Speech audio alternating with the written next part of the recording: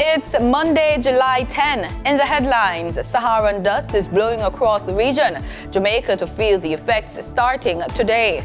Wage talks between the National Water Commission and the Labour Ministry.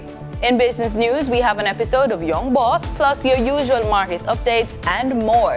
Regionally, Commonwealth Secretary General praises Antigua's Prime Minister on his country's work to create global multidimensional vulnerability index. On the international scene, US President Joe Biden begins three-nation tour with UK visit. And in sports, world-class performances at the JAAA Puma National Senior and Junior Championships. This is the news on PBC Jamaica. I'm Simone Absalom Gale.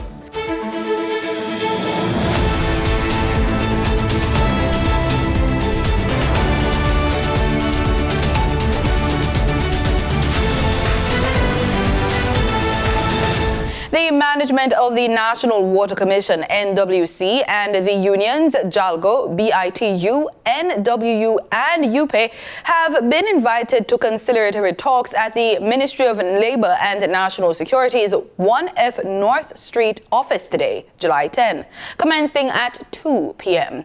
They have scheduled an emergency conciliation meeting in response to a 72-hour strike notice served on the National Water Commission.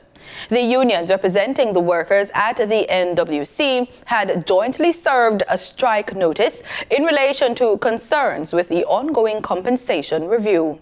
The People's National Party's Omar Newell is set to replace Dr. Morris Guy as the party's standard bearer in Central St. Mary. Newell beat Senator Dr. Floyd Morris at a candidate selection exercise on the weekend, taking 174 of 332 delegates' votes.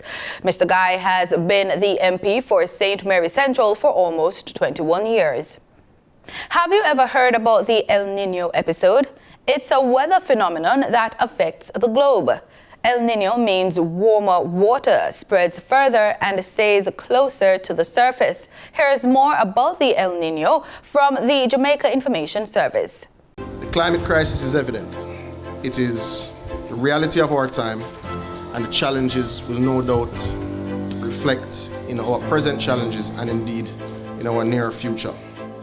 The forecast for the Pacific is expected to be warmer than normal sea surface temperatures throughout this end of the year, but also increase in the size or extent of the warming. After a 3-year run, La Niña, the cooling weather phenomenon, is ending, and scientists around the world are predicting the onset and development of its hotter counterpart, El Niño, during the summer.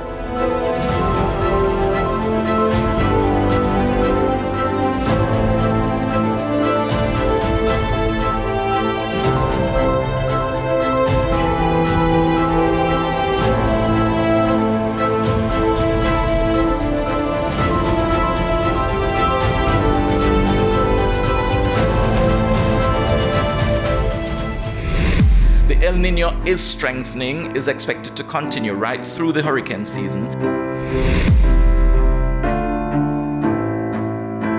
During normal conditions in the Pacific Ocean, trade winds blow west along the equator, taking warm water from South America towards Asia. To replace that warm water, cold water rises from the depths in a process called upwelling.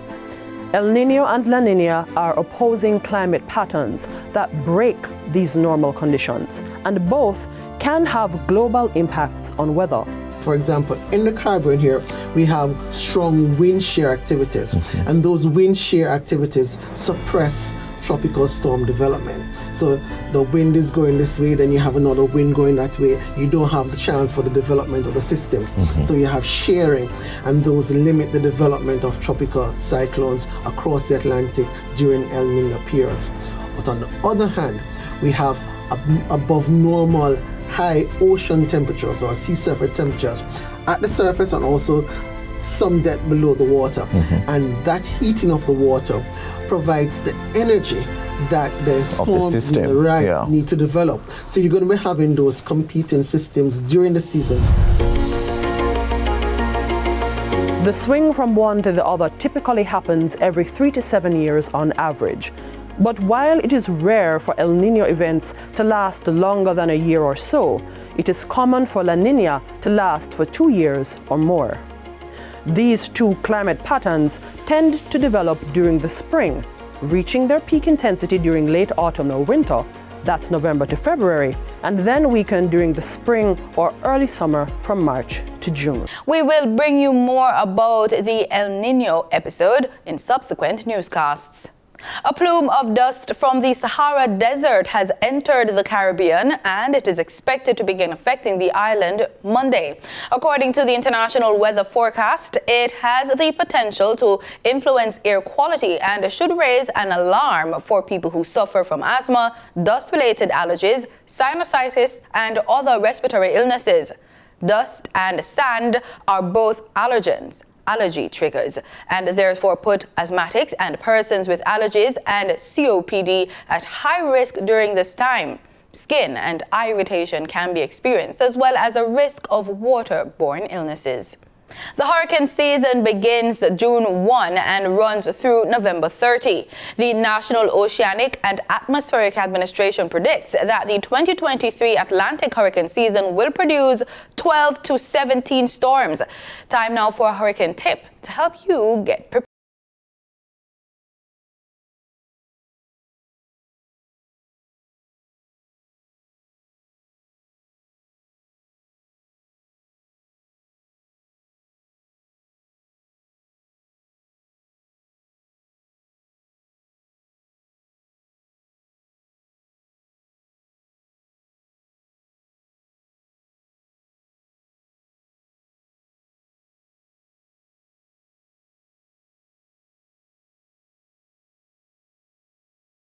Buildings.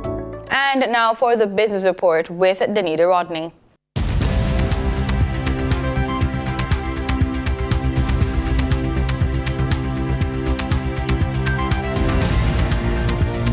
Welcome to the Business Report. I'm Danita Rodney.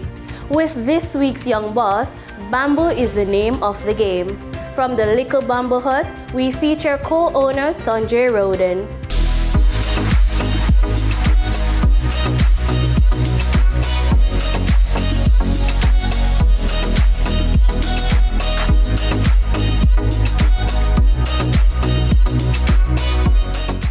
I am Sanjay Roden, CEO of the Little Bamboo Hut. Well, it is a bamboo business, so just giving you an overview. I did not initially start the business. I became a part of it. There's a partner of mine, Angelica, that started the business back in 2019, when we would have seen this aspect of straws being banned, plastic ban, all of that. She had that drive back then in 2019 to create straws from bamboo, which is a pretty cool idea, because as it relates to what bamboo does for the environment, it is a very renewable resource because it grows really quickly, like many inches overnight. I won't tell the specifics, but if you understand how much it is renewable and how much it aids in the environment, even as it relates to carbon dioxide and the amount of carbon dioxide that it takes in from the environment, it was really a brilliant idea. So when I met her a couple of years ago, I think a year after she started, I would have expressed interest, and then a little on after that, we created a partnership, and yeah, so we are working together since then to take the business from strength to strength.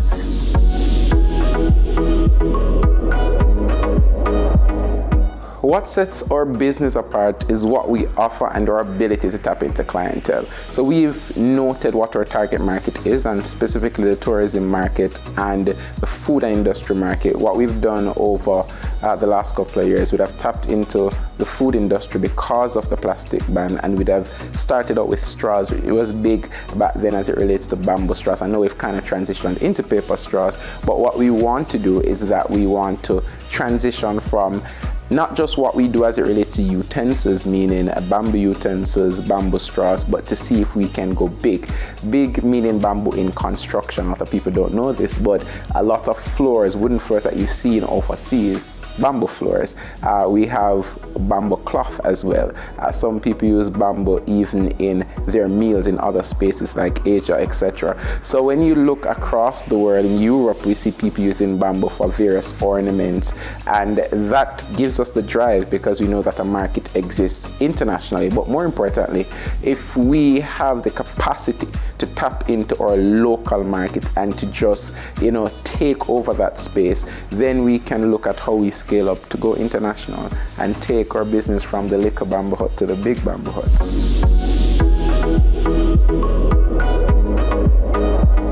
Generally, I'm not one with fear and doubt, but when you have roadblocks, you just have to create a plan. And that is how I see it. I think through mentorship and seeing how others would have done it, which is something I do through reading a lot, you normally get that drive to understand that even if you don't have it all together at once, the important thing is to start. What kills all your fear is to really start, to take that step out into the deep. And when you take that step out into the deep, you will learn how to swim. Eventually, you will try moving your hands and seeing that it doesn't work. You try moving your hand and your feet and you realize you're doing it wrong. Then you try moving them together until you get it right. So I have that hope in that eventually we'll get it right and the formula will be just how it should be so that we can become as successful as we want to see ourselves in the next 5 years.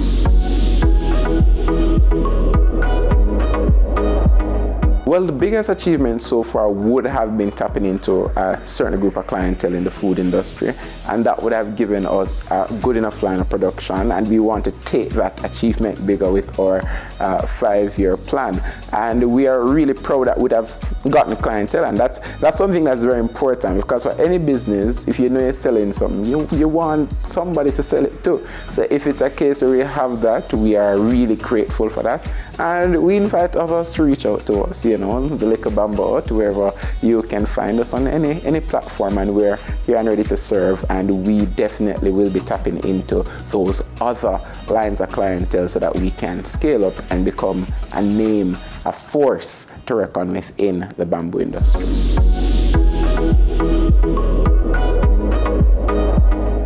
Well, it's been really good. Right now we're in a production phase, trying to get everything together so we tap into a larger customer base. What we want to do as young professionals, young entrepreneurs, is that we want to take over the bamboo space, because it's been an industry that we've been trying to tap into for a while, meaning Jamaica, and we have not been able to actively tap into it the way we want to. So even for some retailers here in Jamaica, they would import certain products from overseas, but what we want to do is we want to change the space, tap into it, but that takes significant investment, of course. So we're looking on how we scale up, how we move forward to get the production right so that we can meet the demands of our clientele, and demands do exist, and we intend to meet them in the short term and furthermore upon scaling up in the long term.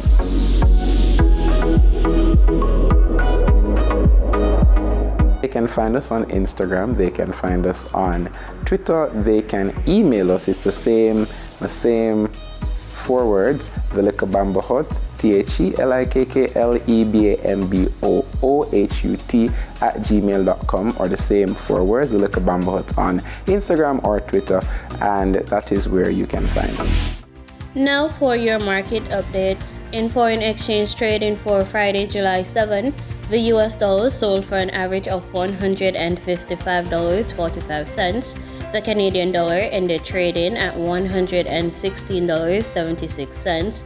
The pound sterling traded for $199.67, and the euro sold for $172.17. In JSE trading, the JSE index declined by 1,305 points. The junior market index advanced by 27 points. The combined market index declined by 969 points, and the All Jamaican Composite Index declined by 2,051 points.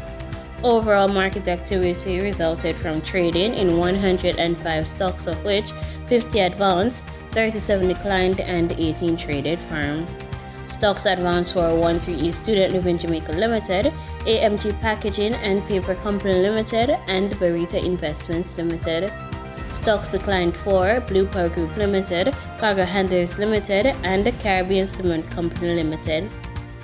Trading firm were 138 Student Living Jamaica Limited Variable Preference, Access Financial Services Limited, and Berger Paints Jamaica Limited. The overall volumes were Trans-Jamaican Highway Limited with over 3 million units, Wigton Wind Farm Limited Ordinary Shares, and the Siboney Group Limited with over 1 million units. In regional stocks, in Trinidad and Tobago, zero securities traded. On the Barbados Stock Exchange, First Caribbean International Bank was the volume leader with 10,000 shares. They were followed by Goddard Enterprises Limited and the Insurance Corporation of Barbados Limited, which traded over 3,000 and 1,000 shares respectively. In regional business, Barbados' Minister of Foreign Affairs and Foreign Trade, Carrie Simmons, believes it's time for a new trade agreement between the Caribbean and Canada. He offered the suggestion during a reception to observe Canada Day.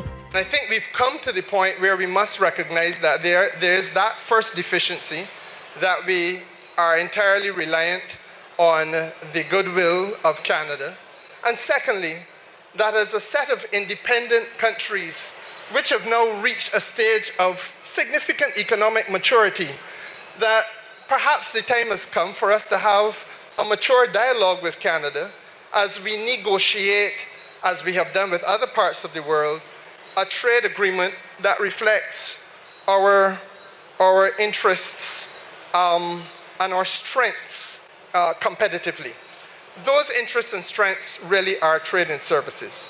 That is the strength of the Eastern Caribbean, that is the strength of Barbados. The Carib-Can agreement does not contemplate trade and services.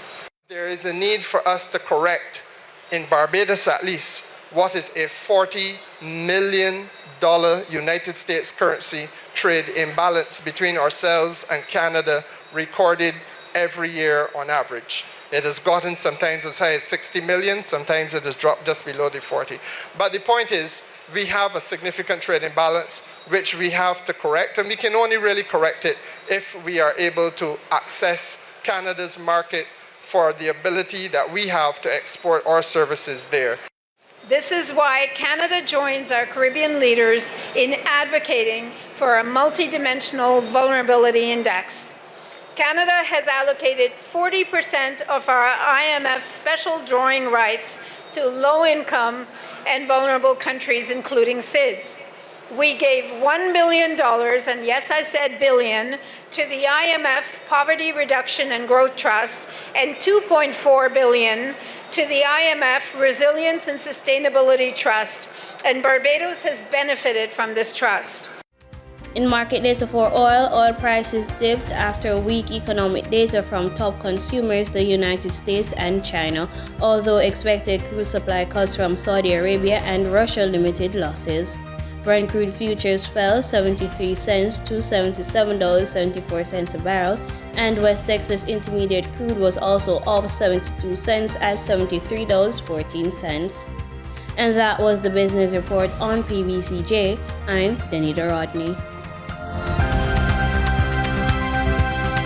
In regional news, Commonwealth Secretary General Baroness Patricia Scotland has praised Antigua's Prime Minister Gaston Brown for being at the forefront of efforts to create a global multidimensional vulnerability index. Garfield Burford reports. It's a huge privilege and pleasure to be with all the leaders as they celebrated the 50th anniversary of CARICOM in Chaguaramas. Baroness Scotland reacting to her engagement with CARICOM heads of government during the 45th regular meeting in Trinidad and Tobago this week. Key issues were discussed, among them climate change, which poses an existential threat to all countries, but particularly small island developing states such as Antigua and Barbuda. The Secretary General of the 56-member Commonwealth commends Prime Minister Honorable Gaston Brown on his co-chairing of a United Nations high-level panel seeking to develop a multidimensional vulnerability index. This will be a fairer way to assess the extent to which countries are eligible for concessional financing. The multidimensional index is our attempt to understand that this is not just about fiscal rectitude. It's about the exogenous shocks that we face and over which we have no control. As it is now, the criterion used is gross national income per capita, which is often seen as a warped way of assessing a country's situation because all this can be wiped out in an instant during a natural disaster.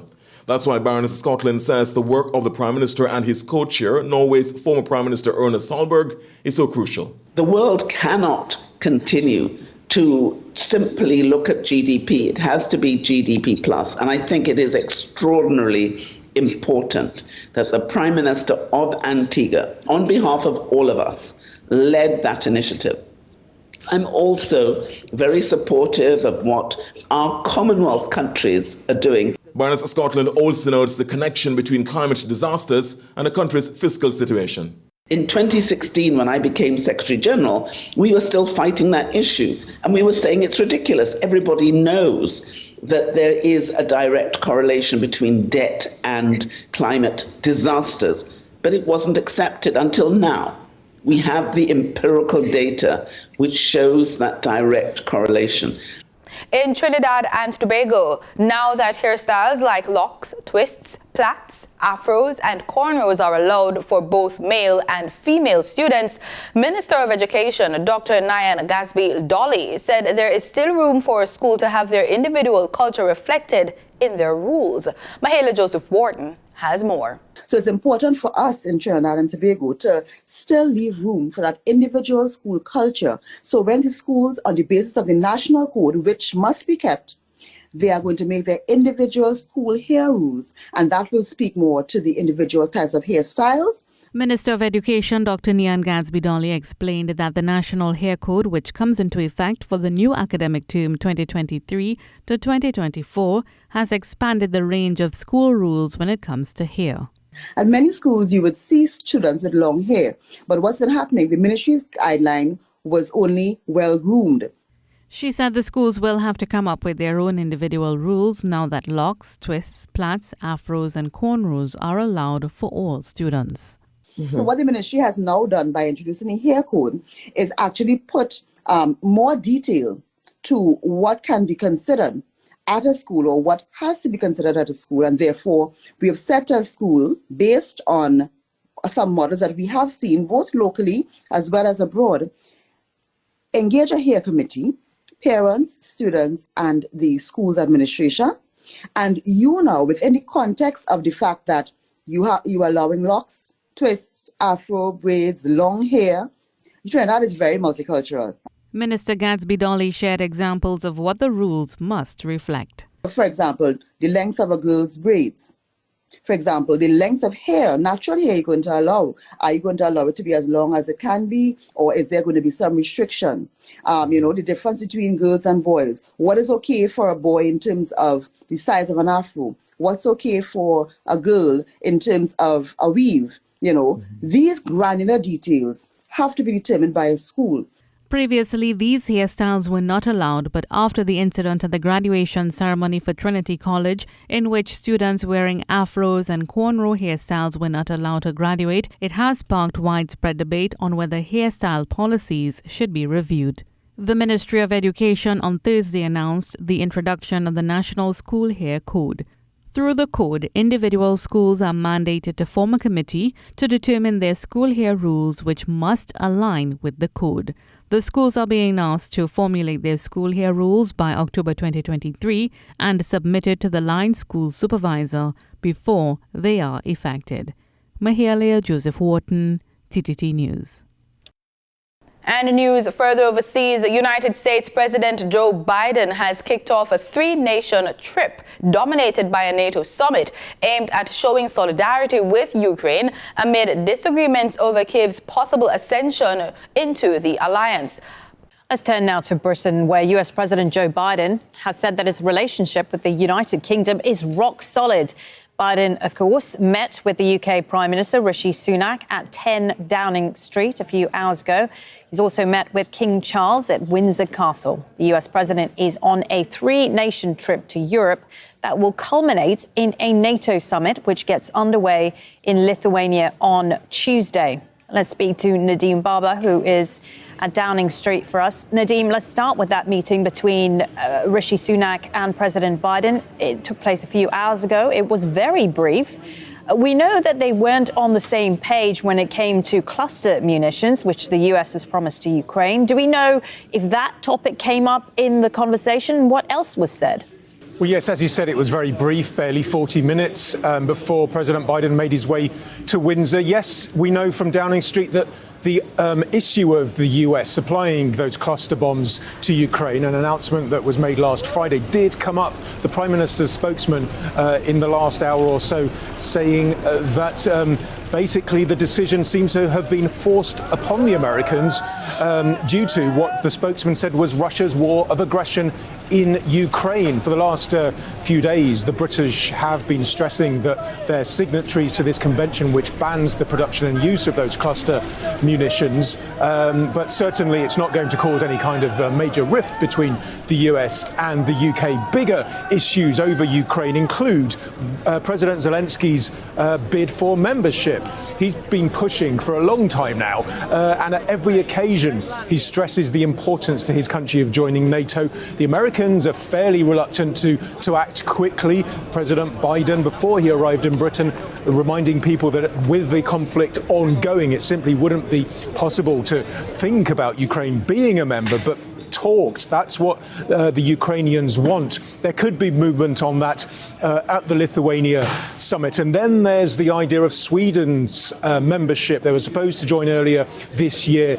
They have been held up, notably by Turkey, possibly Rishi Sunak being involved in trying to smooth things over there. So bigger issues at stake at that Lithuania summit, I think. And the other thing is that 10 Downing Street are stressing that the British do actually see eye to eye with the Americans on Ukraine joining NATO, saying that we do want to support Ukraine on the pathway to joining the alliance. So the pathway, possibly strengthening the relationship in the next few months, offering them closer ties, not saying we're going to greenlight your accession. In sports, a few highlights from the just concluded JAAA Puma National Senior and Junior Championships. Sharika Jackson defended her 200 meters title with a world lead inside the National Stadium of 21.71 seconds, but was followed home by the fast-starting Shelly-Ann Fraser-Price, who posted 22.26 seconds. Megan Tapper's excellent record at the JAAA Puma National Senior and Junior Championships continued as she won her third national senior title in 12.64 seconds. On the men's side, Andrew Hudson won the men's 200 meters race, surpassing his rivals in a personal best 20.11 seconds. Rashid Dwyer of Sprint Tech was second in 20.26 seconds, with Taekwondo Tracy of Swept Track Club third in 20.58. Rashid Broadbell produced a personal best and world-leading 12.94 seconds to become Jamaica's national champion in the 110-meter hurdles field. In other sporting news, the Reggae Boys qualified for their fourth CONCACAF Gold Cup semi-final in 5 tournaments after beating Guatemala 1-0 in their quarter-final at the TQL Stadium in Ohio on Sunday. Coach Hamir Halgrimson says the team's performance will have to improve. Speaking to the press, he explains that while it was enough to beat Guatemalans, he does not think such a performance would be good enough to overcome the mighty Mexicans. And that's the news on PBCJ. You can follow us on our social media platforms at PBCJamaica. Thank you so much for watching.